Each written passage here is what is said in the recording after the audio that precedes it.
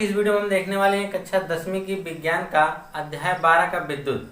तो विद्युत के हम लोग न्यूमेरिकल्स कर रहे हैं और ये न्यूमेरिकल्स का आपका जो अभ्यास प्रश्नों के लिए यह दूसरा भाग है और वो पूरे चैप्टर से देखा जाए तो ये आपका 5वां भाग है। ठीक है, तो ये आपका 5वां भाग है जो कि यह लास्ट होगा पार्ट। और इसमें हम क्वेश्चन पिछली वीडियो ने पार्ट 4 में हम लोगों ने क्वेश्चन 1 से 10 तक किए थे। ठीक है, और अब हम पार्ट 5 में क्वेश्चन 11 से लेके 17 तक जो आपके क्वेश्चन दिए गए हैं उनको हम सॉल्व करेंगे। ठीक है, तो आइए क्वेश्चन नंबर 11 से हम स्टार्ट करते हैं इस वीडियो में। तो क्वेश्चन नंबर 11 क्या कहा है आपसे? कहा है कि दर्शाइए कि आप 6 ओम प्रतिरोध के 3 प्रतिरोधकों को किस प्रकार संयोजित करेंगे कि प्राप्त संयोजन का प्रतिरोध पहले आपको 9 ओम मिलना चाहिए, फिर 4 ओम। तो यहाँ पर आपको 6 ओम के 3 प्रतिरोध दिए गए हैं। 6 ओम के कितने प्रतिरोध दिए गए हैं? 3 प्रतिरोध। तो आपसे कहा है कि इनको आप किस संयोजन में व्यक्त करेंगे, किस प्रकार से इसको आप करेंगे कि जो इनका प्राप्त संयोजन वो कितना हो, 9 ओम आए, और दूसरा इन्होंने कहा है कि 4 ओम आए। तो देखिए अगर आप इसको, चलिए मान लीजिए पहले हम लिख लेते हैं कितने 6 ओम के 3 प्रतिरोध हैं। तो हम मान लेंगे तो इसका जो हल होगा हम इस प्रकार से कहेंगे कि R1 बराबर भी 6 ओम है, R2 बराबर भी 6 ओम है, और फिर उसके बाद R3 बराबर भी कितना है, 6 ओम है। देखिए 3 प्रतिरोध हैं और दोनों कितने हैं, 6-6 ओम के प्रतिरोध हैं। ठीक, अब कह रहा है कि इसको किस प्रकार संयोजित करेंगे। तो आपके संयोजन की 2 शर्तें हैं, 2 नियम हैं, एक श्रेणी क्रम, दूसरा समांतर क्रम।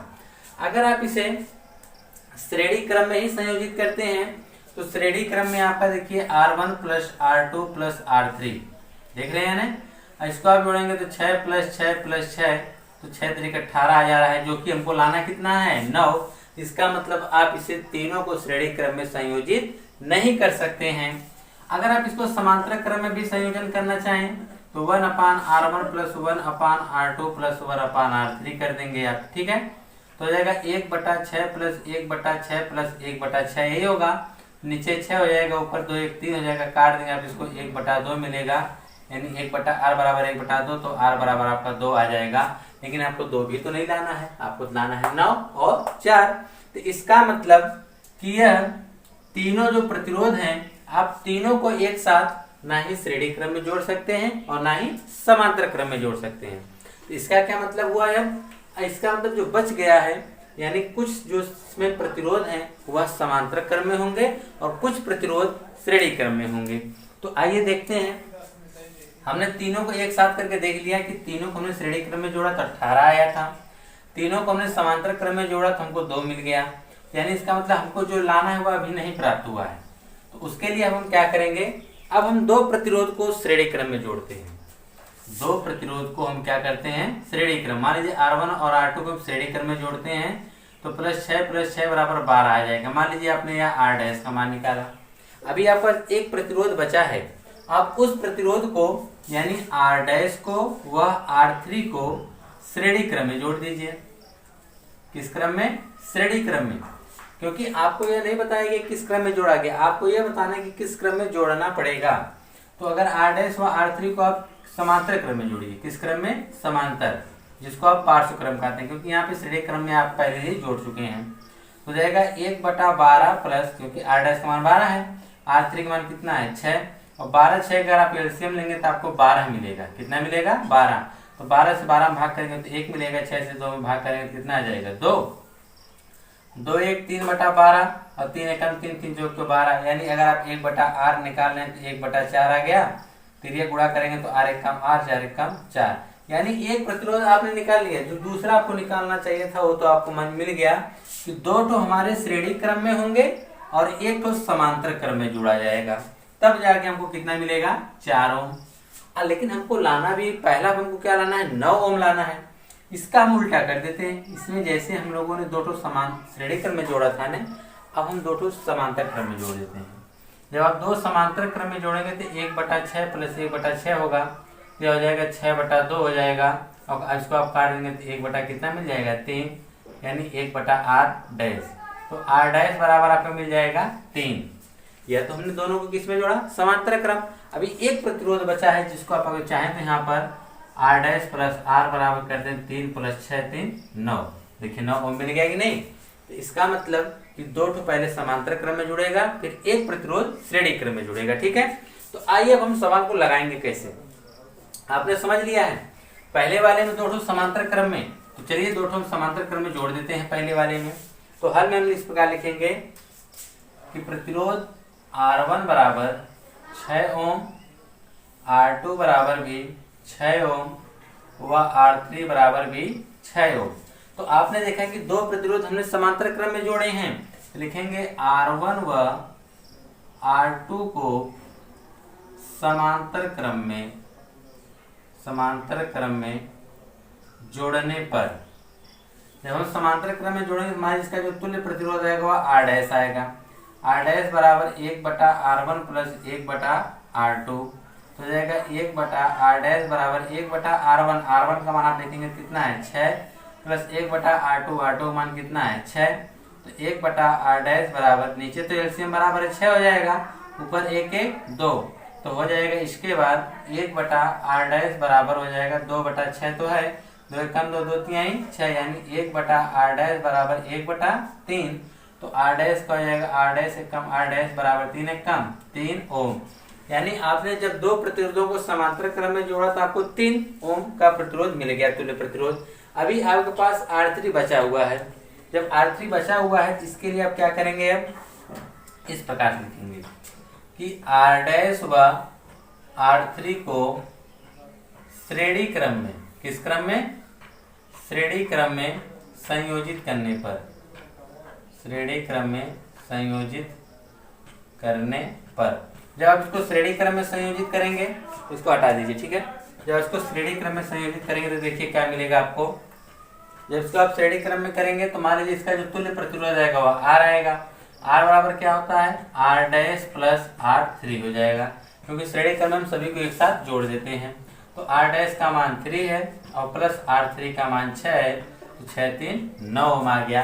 यानी पहला सवाल आपने बता दिया कि दो प्रतिरोध को समांतर क्रम में और एक प्रतिरोध को श्रेणी क्रम में। तो उसमें हमने क्या किया था, R1 व R2 को श्रेणी क्रम में, किस क्रम में, श्रेणी क्रम में। ठीक है, जब R1 व R2 को हम श्रेणी क्रम में जोड़ेंगे तो देखिए क्या होगा। R1 और R2 को श्रेणी क्रम में जब हम जोड़ देंगे तो मान लीजिए इसका जो तुल्य प्रतिरोध आएगा वह R डैश आएगा। R डैश बराबर R1 + R2, तो R डैश का मान 6 + 6 से कितना आ जाएगा 12। क्लियर। अब उसके बाद आप क्या करेंगे, 12 ओम आ गया। अब R डैश और R3 को किस क्रम में, समांतर क्रम में, तो R डैश व R3 को पार्श्व क्रम लिख दीजिए या समांतर क्रम। तो इसका जो तुल्य प्रतिरोध की हम बात करेंगे तो मान लीजिए इसका तुल्य प्रतिरोध R आएगा। क्लियर। तो R बराबर क्या हो जाएगा 1/R डैश प्लस 1/R3।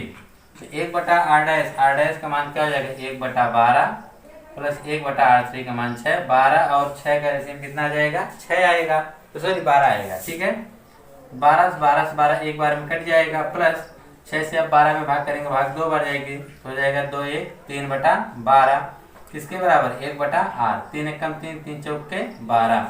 यानी आप लिख सकते हैं कि 1/R बराबर कितना 1/4, R 1 कम R और 4 1 कम 4 ओम। यानी जब आप उसको दो को श्रेणी क्रम में और एक को पार्श्व क्रम में जोड़ेंगे तो आपको 4 ओम का प्रतिरोध मिल जाएगा, जो कि आपको यही लाना था। क्लियर। ये थे आपके क्वेश्चन नंबर 11 के दूसरा और पहला और दूसरा। ठीक है, अब इसके बाद हम देखेंगे इसका अगला क्वेश्चन क्या है। अगर अच्छा हाँ, इसका चित्र भी देख लीजिए आप। इसका चित्र कुछ इस प्रकार से बनेगा। देखिए यहाँ पर हो गए इस प्रकार से, यहाँ पर यह देखिए 2 ठो हम इस प्रकार से लगा देंगे, फिर उसके बाद 1 ठो हम इस प्रकार से लगा देंगे। तो आप लोग फिट की सहायता से इसका चित्र वगैरह साफ साफ बना लीजिएगा। यहाँ पर आपने R1 और R2 को श्रेणी क्रम में जोड़ा, फिर उसके बाद आपने R3 को क्या कर दिया समांतर क्रम में जोड़ दिया है। ठीक है, तो ये आपके हो गए, क्योंकि R1 और R3 देखिए श्रेणी क्रम में जोड़ के तुल्य प्रतिरोध इसका बन जाएगा R डैश और ये नीचे R3, दोनों क्या बन जाएंगे समांतर क्रम बन जाएंगे। ठीक है, आइए इसका अपन देखते हैं क्वेश्चन नंबर 12। क्वेश्चन नंबर 12 क्या दिया गया है। तो 12वां देख लेते हैं। कहा है कि 220 वोल्ट की विद्युत लाइन पर उपयोग किए जाने वाले बल्बों का अनुमतांक 10 वाट है। यदि 220 वोल्ट लाइन से अनुमत अधिकतम विद्युत धारा 5 एम्पीयर है तो इस लाइन के दो तारों के बीच कितने बल्ब पार्श्व क्रम में संयोजित किए जा सकते हैं। कहने का मतलब क्या है कि जब 220 वोल्ट की हम लोग विद्युत लाइन को जब इसका उपयोग किया जा रहा है तो बल्बों का अनुमतांक 10 वाट, यानी 220 वोल्ट विभवांतर प्रवाहित करने पर एक विद्युत बल्ब जो है वह 10 वाट की ऊर्जा को व्यय कर रहा है। फिर पूछा जा रहा है यदि 220 वोल्ट की लाइन से ही अनुमत अधिकतम विद्युत धारा 5 एम्पीयर, यानी 220 वोल्ट पर ही अधिकतम जो इसमें प्रवाहित विद्युत धारा 5 एम्पीयर की है तो इस लाइन के दो तारों के बीच, यानी दो तारों के बीच कितने बल्ब पार्श्व क्रम में संयोजित किए जा सकते हैं। तो आइए जो चीजें आपको पता है पहले आप उसको लिख लेते हैं। तो हम लोग सवाल देखेंगे, यहाँ से सॉल्व करेंगे क्वेश्चन नंबर 12 का। कहा है कि जो 220 वोल्ट विभवांतर है, यानी विभवांतर V बराबर 220 वोल्ट दिया गया है। ठीक, फिर कह रहा है कि विद्युत लाइन पर उपयोग किए जाने वाले बल्बों का अनुमतांक 10 वाट है, यानी आपको P बराबर दे दिया गया है 10 वाट।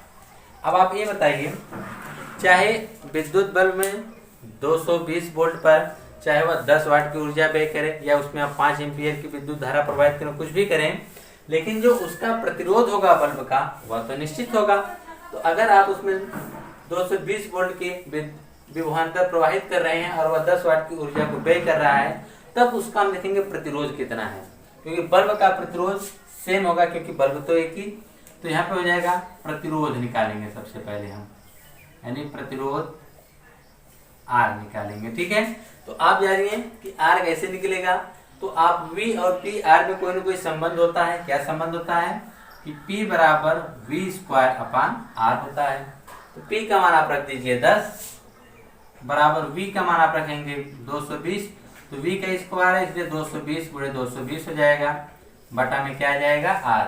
तो आपको R का मान चाहिए, R यहाँ पे आ जाएगा ना, तो हो जाएगा 10 गुणे R बराबर 220 गुणे 220। ठीक, R का मान चाहिए तो हो जाएगा, देखिए 22 का 22 में गुणा करेंगे तो 484 आएगा, भाई 2 जीरो बढ़ जाएंगे बगल में, बटा में या 10 आएगा, एक जीरो से एक जीरो काट देंगे तो आपको R बराबर मिल जाएगा 484 और एक तो बगल में जीरो नहीं 4840 ओम मिल जाएगा। इतना उसका प्रतिरोध है, इतना उसका क्या है, प्रतिरोध है। तो यानी बल्ब का जो प्रतिरोध है आप लिख सकते हैं, बल्ब का प्रतिरोध R बराबर 440 ओम। ठीक, फिर कह रहा है कि यदि 220 वोल्ट लाइन से अनुमत अधिकतम विद्युत धारा 5 एम्पीयर है। अब हम देखेंगे कि यह तो कब था, यह तो बल्ब का प्रतिरोध था। अगर आप 220 वोल्ट पर 5 एम्पीयर की धारा प्रवाहित कर रहे हैं तो उसमें टोटल कितना विद्युत यानी प्रतिरोध लगा होगा, यानी 220 वोल्ट की जो धारा उसमें प्रवाहित, 220 वोल्ट के विभवांतर पर अगर 5 एम्पीयर की धारा प्रवाहित हो रही है तो हम देखेंगे कि यह जो तार है या जो विद्युत लाइन है इसमें टोटल कुल कितना प्रतिरोध लगा है। फिर लिखेंगे 5 एम्पीयर की धारा प्रवाहित, 5 एम्पीयर की धारा प्रवाहित होने पर परिपथ में लगा कुल प्रतिरोध जानते हैं क्या होगा, क्योंकि परिपथ में कुल आप 220 वोल्ट की विभवांतर प्रवाहित करें और परिपथ में कुल कितना विद्युत धारा उत्पन्न हो रही है 5 एम्पीयर का। जब आपको कुल विद्युत विभवांतर भी पता है और धारा भी पता है तो हम निकालेंगे कि परिपथ में कुल कितना प्रतिरोध लगा हुआ है। हमको यहाँ से कुल प्रतिरोध पता चल जाएगा। यहाँ पर हम कुल प्रतिरोध निकालेंगे। कुल प्रतिरोध निकालने के लिए आपको क्या करना पड़ेगा, परिपथ में जो लगा कुल प्रतिरोध होगा, आप जानते हैं कि V बराबर क्या होता है, I इंटू R होता है। तो आप जब प्रतिरोध R बराबर निकालने जा रहे हैं तो R बराबर जब आप निकालेंगे तो क्या हो जाएगा, V बटा I से। क्लियर। तो R बराबर हम निकालेंगे V का मान आप देख रहे हैं कितना है 220 वोल्ट है, ठीक। और I का मान कितना है 5। जब आप इसमें भाग करेंगे तो आएगा 5 चौक 20 यानी 44 ओम। यानी टोटल जो परिपथ है, परिपथ में टोटल 44 ओम प्रतिरोध का बल्ब लगा हुआ है, ठीक है। और एक बल्ब का जो प्रतिरोध है वह 4840 ओम है और टोटल परिपथ का जो प्रतिरोध है कितना है 44 ओम है। दोनों में डिफरेंस समझिएगा। यह एक बल्ब का प्रतिरोध है 4840 और यह जो 44 आया है ये टोटल परिपथ का प्रतिरोध आया है कि टोटल परिपथ में कितने बल्ब लगे हैं उनका प्रतिरोध आया है 44 ओम है। तो फिर कहा है कि इन लाइनों के दो तारों के बीच कितने बल्ब को पार्श्वक्रम में संयोजित किया जा सकते हैं। यानी यह जो प्रतिरोध है यह R, इसके कितने बल्ब को हम लोग पार्श्वक्रम में संयोजित कर सकते हैं। देखिए यह जो आया है R का मान आया तुल्य प्रतिरोध है। यह किसका मान है तुल्य प्रतिरोध, यानी जो परिपथ है उसमें 5 एम्पीयर की कुल धारा बह रही है। अब विभवांतर कुल कितना है 220 वोल्ट, तो हमको पता चल जाएगा कि परिपथ में कुल कितना प्रतिरोध है, ठीक है। अब उसके बाद देखिए मान लीजिए कि यहाँ पर दिया गया है तो यहाँ पे आप लिख सकते हैं कि R1 बराबर मान सकते हैं 4840 या R2 बराबर भी मान सकते हैं। कितने प्रतिरोध लगे ये आपको नहीं पता है, लेकिन ये चीजें आपको जरूर पता है कि जो हम पार्श्वक्रम में संयोजित करेंगे तो 1/R बराबर 1/R1 plus 1/R2 plus 1/R3 dot करके N/R हो जाएगा। देख रहे हैं कि नहीं। अब N/R होने का मतलब क्या है कि यह कुल कितने प्रतिरोध लगे हैं आपको तो नहीं पता है, तो आप चाहते हैं यहाँ Rn भी लिख सकते हैं क्योंकि टोटल जो यह भी R हो जाएगा यह भी R हो जाएगा तो नहीं पता चलेगा, ठीक है। तो यह प्रतिरोध जो Rn हो जाएगा। अब उसी प्रकार से हम देखिए क्या कर सकते हैं, या तो Rn है तो R ही रहने दीजिए, कोई दिक्कत नहीं है। इसको चलिए हम लोग मान लेते हैं जिसका तुल्य प्रतिरोध होगा R' मान लेते हैं, राइट। तो यह हो जाएगा 1/R' बराबर। अब ये कितने प्रतिरोध लगे हैं हमको तो नहीं पता, हम मान लेते हैं कि N प्रतिरोध लगे हैं, क्लियर। अब उसके बाद यह जो सभी प्रतिरोध समान रूप से लगे होंगे, समझ रहे हैं कि नहीं। चाहे आप इसे R1 से व्यक्त कर सकते हैं तो इसे भी आप R1 से व्यक्त कर सकते हैं, इसे भी आप R1 भी लिख सकते हैं। जानते हैं R1 क्यों लिखेंगे,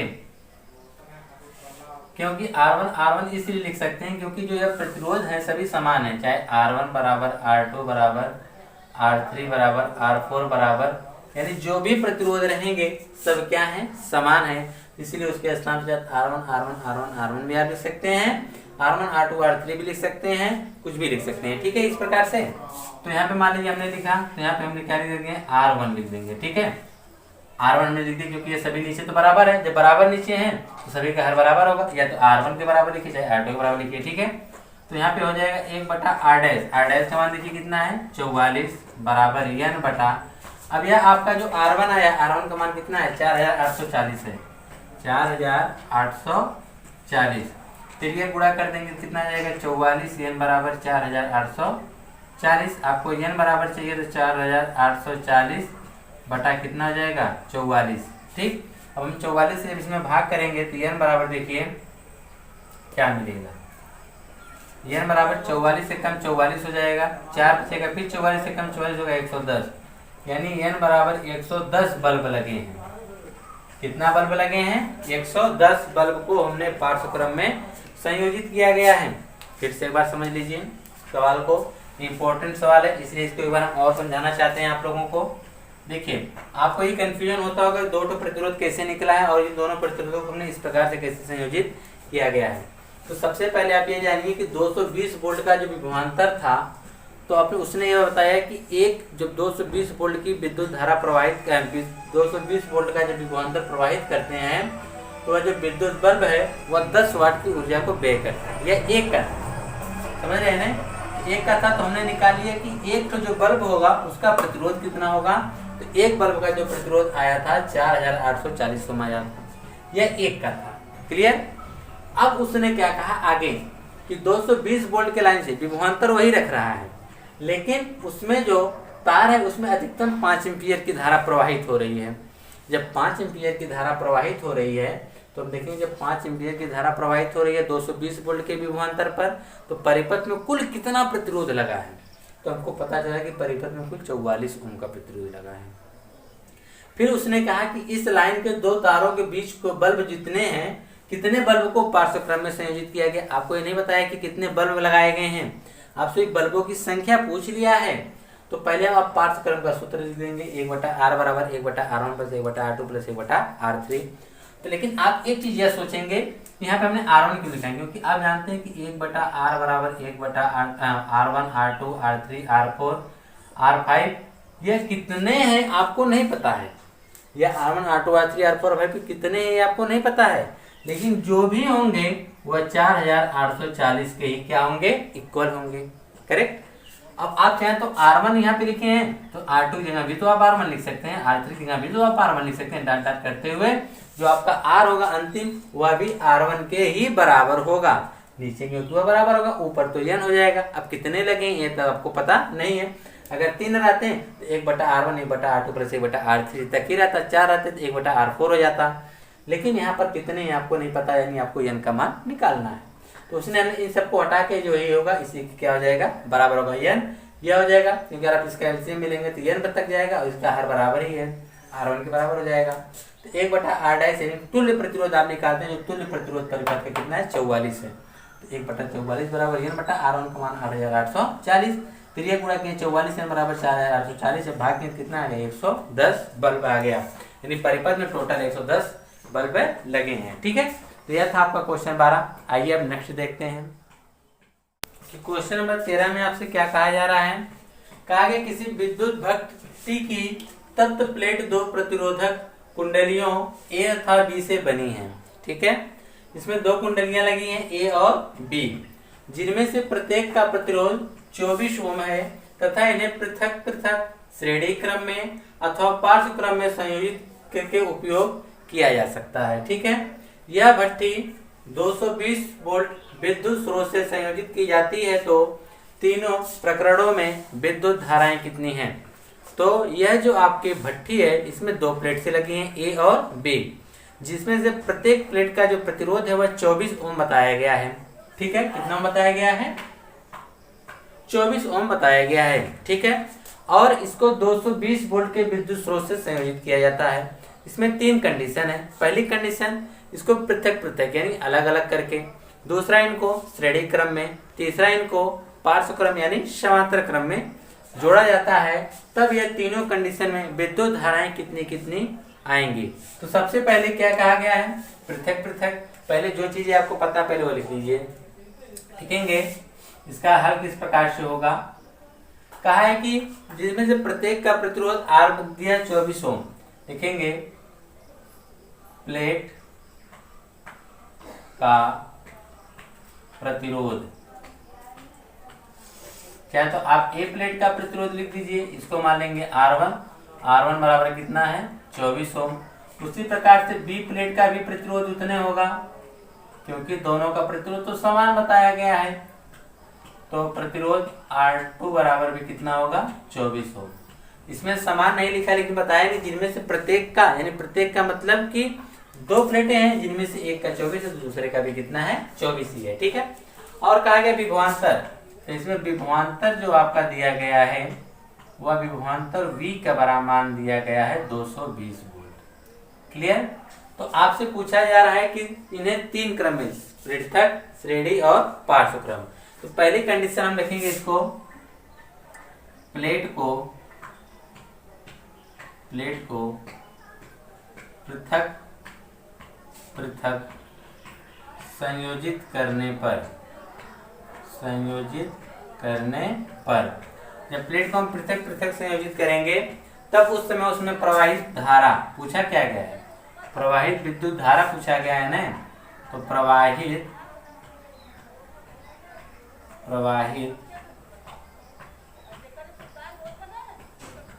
विद्युत धारा, तो विद्युत धारा I बराबर क्या होगा V/R हो जाएगा। क्लियर। तो यहाँ पर V का मान जब इसको अलग अलग करेंगे तो दोनों में धाराएं तो अलग अलग होंगी लेकिन दोनों में धाराएं समान होंगी। तो एक का विभवांतर कितना है 220 और एक का प्रतिरोध कितना है 24। तो 24 से हमको इसमें लगानी पड़ेगी भाग। अगर आप 24 से 220 में कर रहे हैं भाग तो 5 बार जाएंगे, 5 चौक 20 5 5 2 10 2 12 हो जाएगा। देखिए तो हम कितनी बार ले जा सकते हैं? 5 बार लेके जाएंगे तो हो जाएगा, नहीं 5 बार नहीं जाएगा, यहाँ पर 20 है तो आप इसको ले जा सकते हैं 8 बार। 8 चौके 32, 2 3 का 8 2 16 3 19, घटा के देखें कितना आएगा। यहाँ से आ जाएगा 8 ज़्यादा हो जाएगा, 9 बार लेके जाना पड़ेगा। अब इसको 9 बार लेके जाइए। 9 चौके 36, 86 3 का 9 दिन 18, 18 3 21, यहाँ कितना आ जाएगा 4, फिर 10 लगा के 0 बढ़ाएंगे, 24 से कम 24 हो जाएगा, यहाँ आ जाएगा 6 और यहाँ पे आ जाएगा 1, 0। तो आप इसको कितनी बार ले जा सकते हैं? 24 दूना 48, 9 96, 5 5 6 बार देख सकते हैं। 6 चौको 24 के 4 ऐसे 2 का 6 दूनी 12, 2 14, यानी 9.16 कितना आ सकता है? 9.16 इतना क्या आएगा? एम्पियर। 9.16 क्या आ जाएगा? एम्पियर आएगा। तो यह था आपका कि जब हम प्लेट को पृथक पृथक संयोजित करेंगे तो उसमें जो प्रत्येक प्लेट में कितनी धाराएं प्रवाहित होंगी? 9.16 एम्पियर की धारा। अब उसके बाद दूसरा जो आपका है, दूसरा कहा गया है कि श्रेणी क्रम में। तो श्रेणी क्रम में करने के लिए आपको पता है कि प्रतिरोधों को तो जोड़ना पड़ेगा।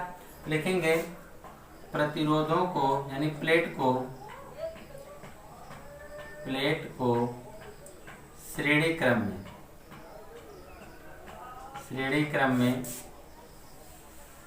संयोजित करने पर,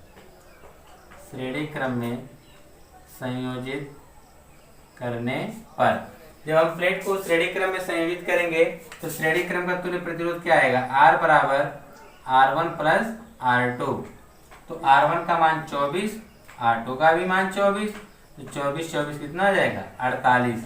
यानी श्रेणी क्रम में जब प्रतिरोधों को हम जोड़े कितना आ गया? 48 ओम। तो अब आपको बताना क्या है इसमें प्रवाहित धारा। वही लिखेंगे श्रेणी क्रम में जुड़े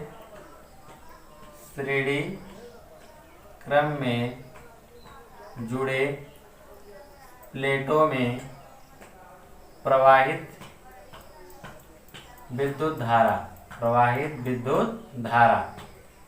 तो ये लिखा गया है कि श्रेणी क्रम में जुड़े प्लेटों में प्रवाहित विद्युत धारा I बराबर क्या हो जाएगा? V/R।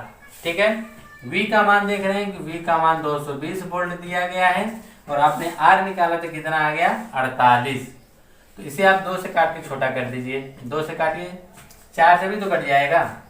4 से इसको आप काटेंगे तो 4 5 20, 4 5 20, 4 से इसको काटेंगे तो 12। ठीक है, अब 12 से 55 कर दीजिए भाग, तो 12 चौक 48 आपका हो जाएगा। घटा देंगे कितना आ जाएगा? 7, फिर 0.0, 12 36 चौक 28, 12 60, 12 25 कितना कर देंगे? 60, 10 0 लगा, 12 बटे 96। यानी आप इसको लिख सकते हैं I का मान 4.58 एम्पियर हो जाएगा। कितना आएगा? 4.58 एम्पियर, इसे आप लिख सकते हैं। अब उसके बाद आपने तो ये निकाल दिया किसमें? जब आपने प्रतिरोधों को श्रेणी क्रम में जोड़ा था, तब उस समय धारा कितनी प्रवाहित होगी?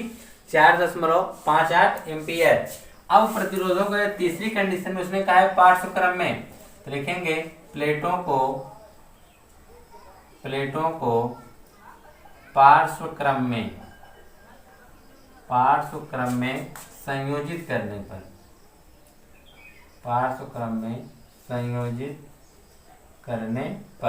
जब पार्श्व क्रम में संयोजित करेंगे तो क्या हो जाएगा? 1/R', 1/R बराबर 1/R1 प्लस 1/R2 होगा।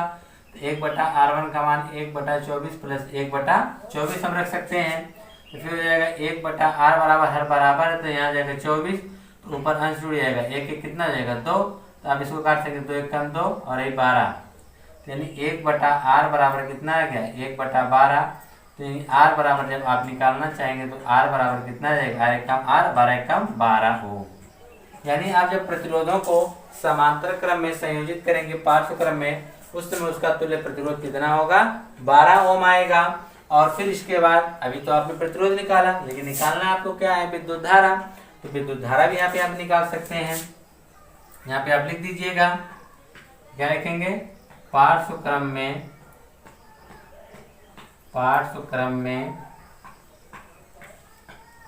क्रम में जुड़े प्लेटों में प्रवाहित विद्युत धारा, प्रवाहित विद्युत धारा। आपको स्पष्ट दिखाई नहीं देगा, लेकिन सुन लीजिए कि पार्श्व क्रम में जुड़े प्लेटों में प्रवाहित विद्युत धारा I, तो I बराबर आपका क्या हो जाएगा, V अपान R। तो V का मान आप जानेंगे 220 वोल्ट है और बटा R का मान कितना है 12। तो चलिए अब 12 से सीधे भाग कर दीजिए 220 में, ठीक है। तो यहाँ भाग जाएगी 12 एकम 12, यहाँ आ जाएगा 10, 0 12 बटे 96, 4 आएगा 0.0, बार 36, फिर 4 आएगा बार 36, यानी I बराबर आपका आएगा 18.33 एम्पियर। कितना आएगा, 18.33 एम्पियर आएगा। और यह जो विद्युत धारा आपकी होगी किस क्रम में होगी, जब हमने प्लेटों को पार्श्व क्रम में संयोजित किया था। किस क्रम में संयोजित किया था, पार्श्व क्रम में। देखिए इसमें 3 क्वेश्चन आपसे पूछा था कि 2 प्लेट हैं जिसमें से प्रत्येक का 24 ओम प्रतिरोध था, जो इसमें विद्युत विभवांतर प्रवाहित करें 220 वोल्ट का है। हमने यहाँ तीनों लिख दिया। पहले पूछा इन्हें पृथक पृथक, जब इन प्लेटों को अलग अलग करते हैं तब उसमें कितनी धारा प्रवाहित है। तो धारा I बराबर क्या, तो V/R 220 वोल्ट का विभवांतर और एक प्लेट का ओम प्रतिरोध 24, तो हमने भाग किया 9.16 एम्पियर आ गया। यानी जब अलग अलग थे प्लेट तो उसमें 9.16 एम्पियर की विद्युत धारा प्रवाहित हो रही थी। दूसरी कंडीशन में उसने कहा है कि इन प्लेटों को श्रेणी क्रम में जोड़ दीजिए। तो हमने प्लेटों को श्रेणी क्रम में जोड़े तो इसका तुल्य प्रतिरोध कितना है, 48 ओम। जब 48 ओम का तुल्य प्रतिरोध आया उस समय उसमें प्रवाहित धारा कितनी होगी, V/R हमने निकाला 4.58 एम्पियर आया। फिर उसका तीसरी कंडीशन उसने कहा पार्श्व क्रम में, जब पार्श्व क्रम में प्लेटों को अब जोड़ेंगे तो क्या हो जाएगा, 1/R बराबर 1/R1 प्लस 1/R2। हमने इसको सॉल्व किया तो R बराबर कितना आ गया, 12 ओम। और फिर उसके बाद इससे तो प्रतिरोध तो आ गया, तो हमको धारा निकालनी है। तो धारा I बराबर V/R, इसको जब सॉल्व किया कितना आ गया, 18.33 एम्पियर आया। यह था क्वेश्चन नंबर 13। आइए अब नेक्स्ट क्वेश्चन देखते हैं।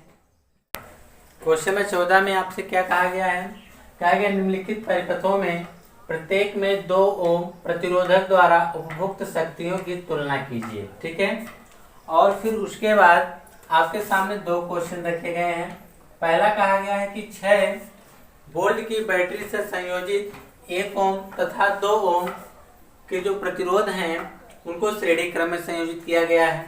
फिर दूसरा क्वेश्चन आपसे कहा गया है कि 4 वोल्ट की बैटरी से संयोजित 12 ओम तथा 2 ओम का पार्श्व क्रम में संयोजित किया गया है।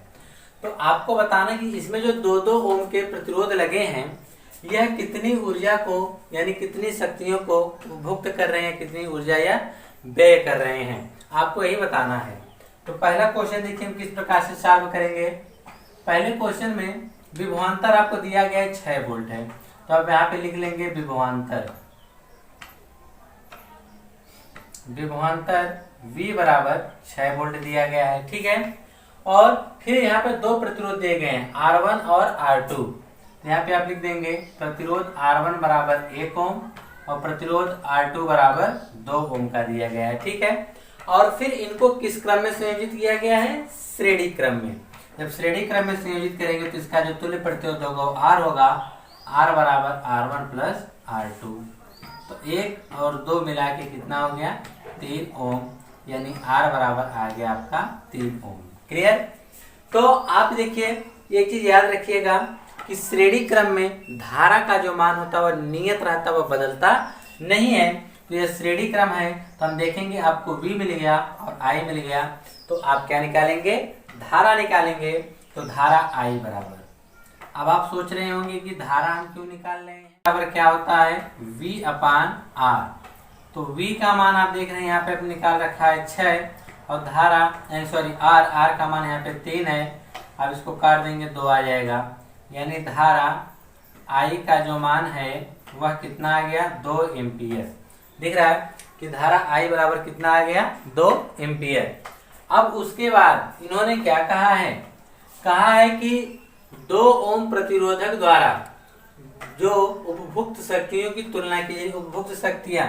और आपको पता होना चाहिए कि जब हम R1 और R2 को श्रेणी क्रम में जोड़े हैं तो धारा का मान क्या होता है, नियत होता है। तो आपको निकालना क्या है, 2 ओम प्रतिरोधक द्वारा उपभुक्त शक्ति। तो शक्ति P बराबर, अब यहाँ प्रतिरोध R और धारा I और P में क्या संबंध होता है, P बराबर I² × R होता है। याद रखिएगा कैसे होता है या कैसे आता है, आप जानते हैं कि P बराबर V इंटू आई होता है।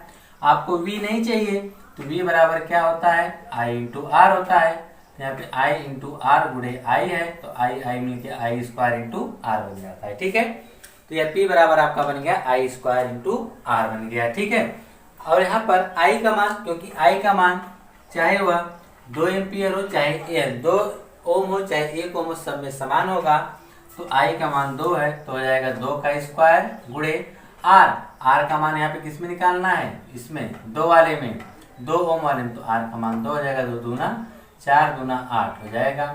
यानी जो 2 ओम का प्रतिरोध है वह 8 वाट की ऊर्जा को व्यय करेगा। ठीक है, कितनी ऊर्जा व्यय करेगा, 8। अगर आपसे मान लीजिए कह दे 1 ओम वाला कितना ऊर्जा व्यय करेगा, तब आप क्या करेंगे, तब P बराबर आई स्क्वायर आर करेंगे, तो आई का मान 2 है, 2 का स्क्वायर गुणे R का मान 1, 2 दूना 4 वाट की ऊर्जा को व्यय करेगा। समझ में आ रही बात ने, लेकिन आपको सिर्फ 2 ही का बताना है, 1 ओम का नहीं बताना, इसलिए हम हटा देते हैं। तो यह था आपका पहला वाला पार्ट। दूसरा वाला पार्ट, दूसरे वाले पार्ट में इसने क्या कहा है कि बैटरी का जो 4 वोल्ट है, बैटरी का जो विभवांतर वह कितना है, 4 वोल्ट। तो अब यहाँ पे लिख देंगे विभवांतर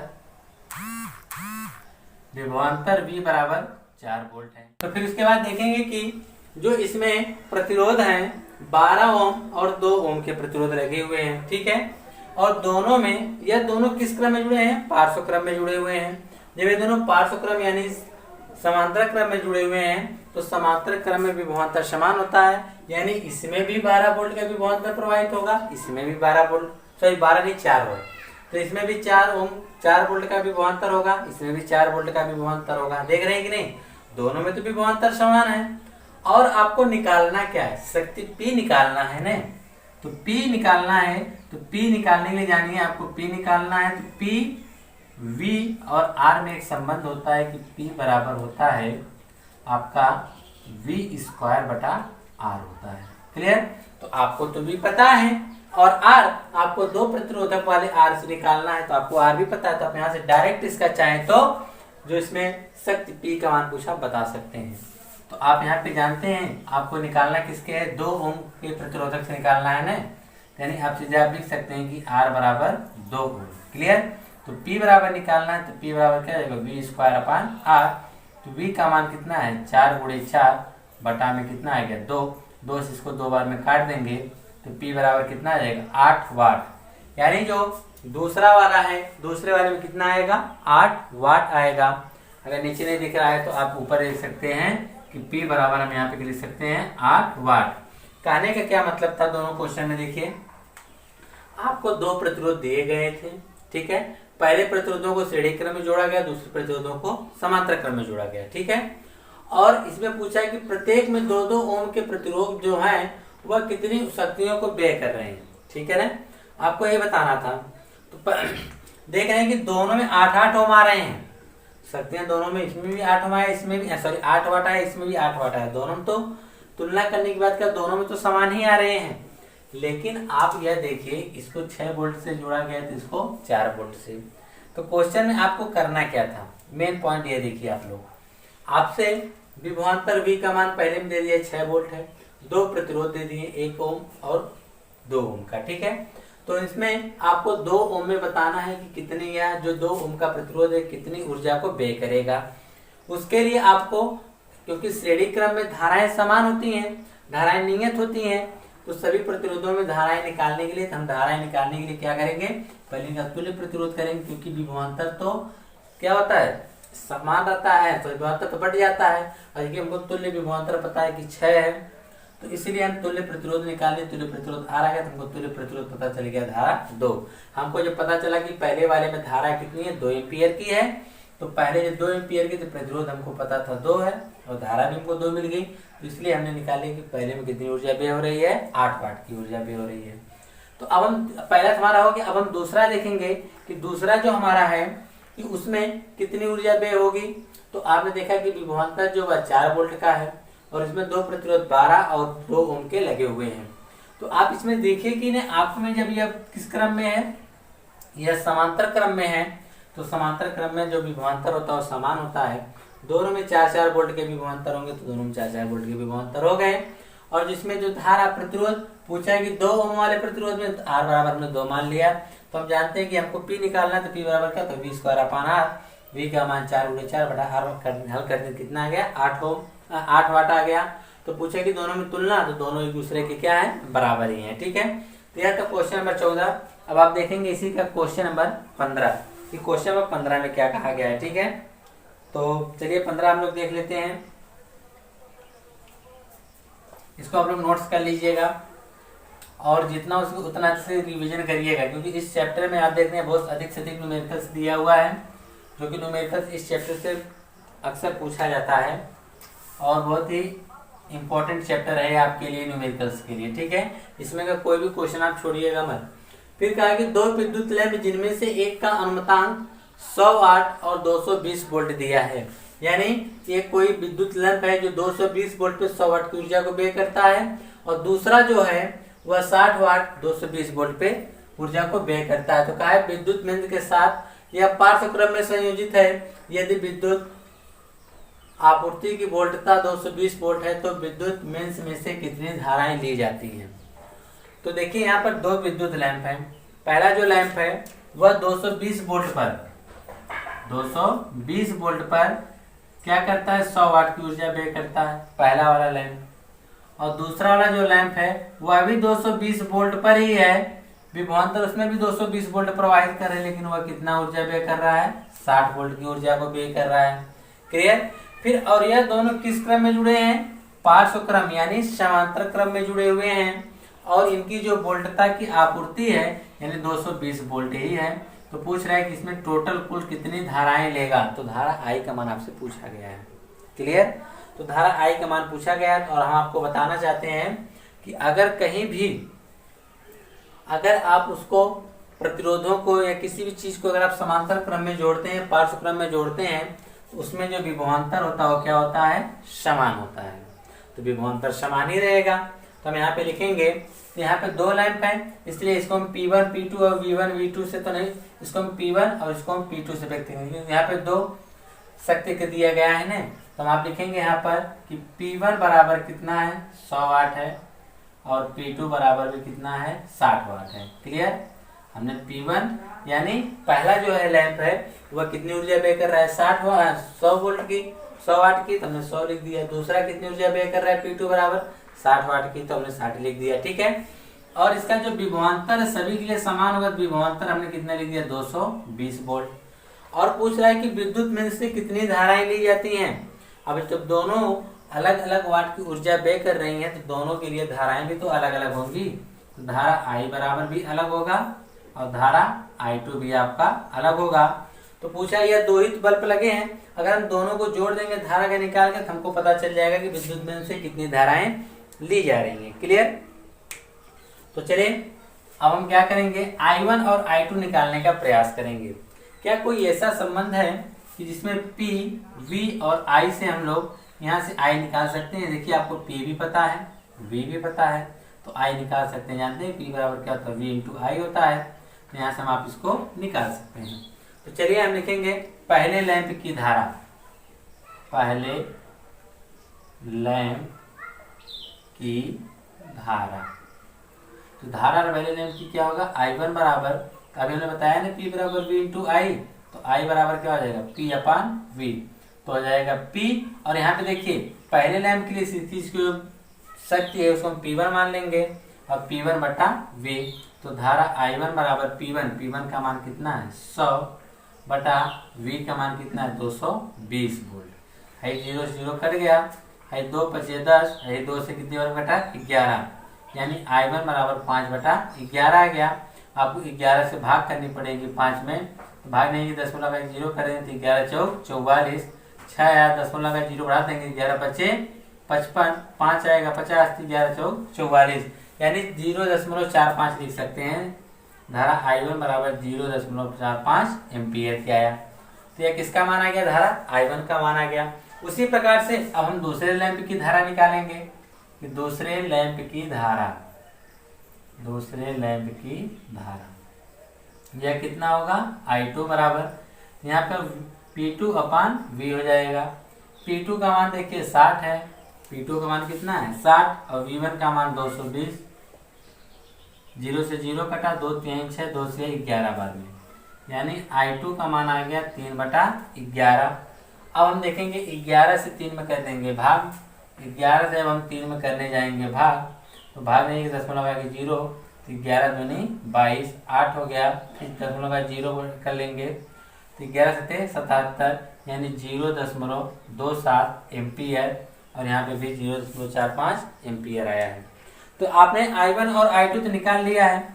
तो पूछ रहा क्या है कि विद्युत मेन से कितनी धाराएं ली जाती हैं। तो यहाँ पर 2 ही लैंप लगा हुआ है, और कौन कौन से, पहला और दूसरा। तो 2 ही लैंप लगा है, दोनों में धाराएं अलग अलग प्रवाहित हो रही हैं। अगर हम दोनों धाराओं को जोड़ देंगे तो हमको पता चल जाएगा कि विद्युत मेन से कितनी धाराएं ली जा रही हैं। तो यहाँ पे लिखेंगे विद्युत मेन से ली गई धाराएं, विद्युत मेन से ली गई धाराएं। जब ली गई धाराएं निकालेंगे तो I बराबर क्या निकालेंगे, I बराबर I1 प्लस I2।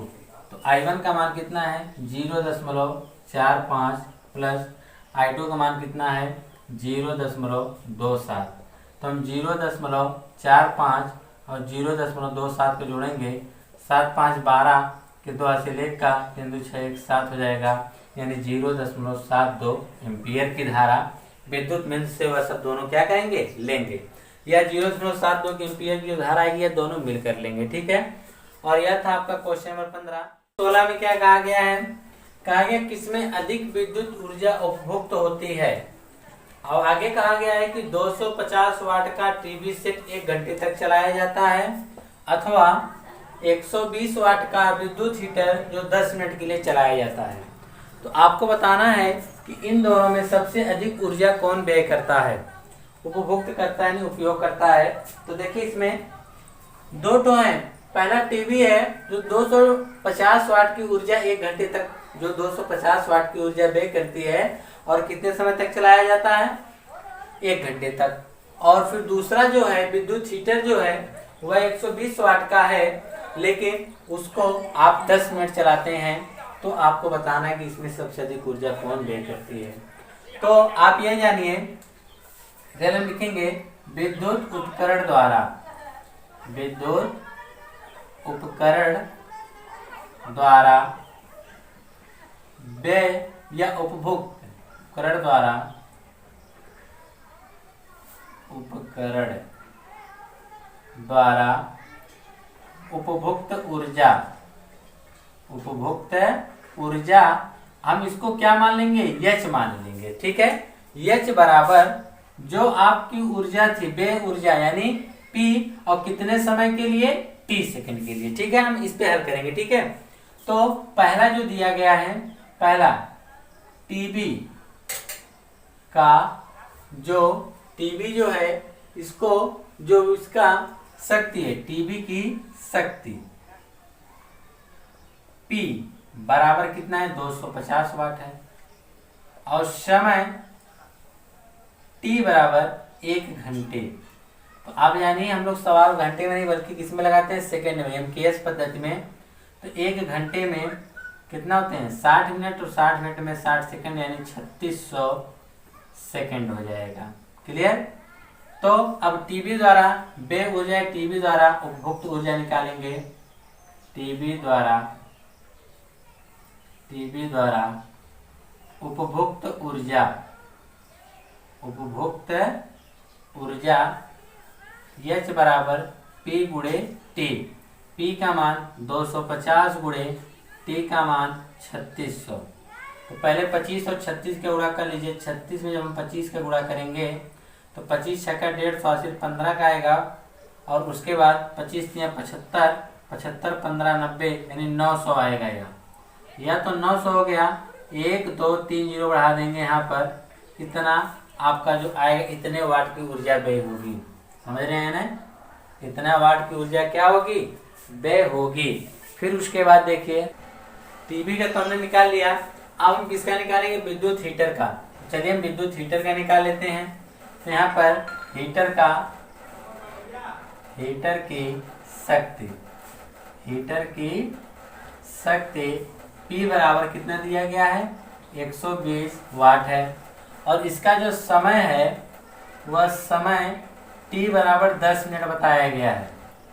तो हम 10 मिनट को सेकंड में बदलने के लिए 60 से गुणा कर देंगे तो आ जाएगा 600 सेकंड। ठीक है, कितना आ जाएगा 600 सेकंड। तो आपको बताना है हीटर द्वारा व्यय ऊर्जा या उपभुक्त ऊर्जा, हीटर द्वारा उपभुक्त ऊर्जा क्या होगा, H बराबर P इंटू टी। P देखिए कितना है 120 है, गुणे T कितना है 600। तो 12 और 6 गुणा करेंगे, 12 6 72, 1 2 3 0 यानी 72,000 वाट। देख रहे हैं कि नहीं। और यह कितना आया है, 2.5 सैकड़ा, 1000, 10,000, लाख। यह 9 लाख है और वो 72,000 है। तो सबसे अधिक ऊर्जा कौन व्यय कर रहा है, टीवी। तो आप यहाँ पे लिख सकते हैं टीवी के द्वारा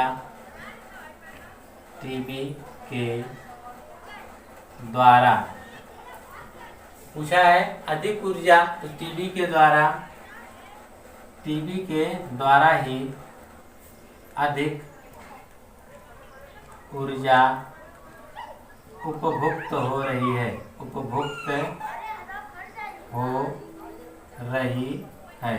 किसके द्वारा, टीवी के द्वारा। ठीक है, बस अब हम इसके बाद देखेंगे इस चैप्टर का लास्ट क्वेश्चन, जो कि आपका दिया क्वेश्चन नंबर 17।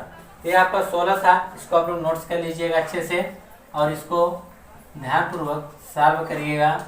बहुत ही आसानी से सब क्वेश्चन सॉल्व होते चले जा रहे हैं। ठीक है, आइए इस चैप्टर का आखिरी क्वेश्चन जो दिया गया है, क्वेश्चन नंबर 17। तो चलिए क्वेश्चन नंबर 17 देख लीजिए क्या है। 8 ओम प्रतिरोध का कोई विद्युत हीटर मेंस से 2 घंटे तक 15 एम्पीयर विद्युत धारा लेता है।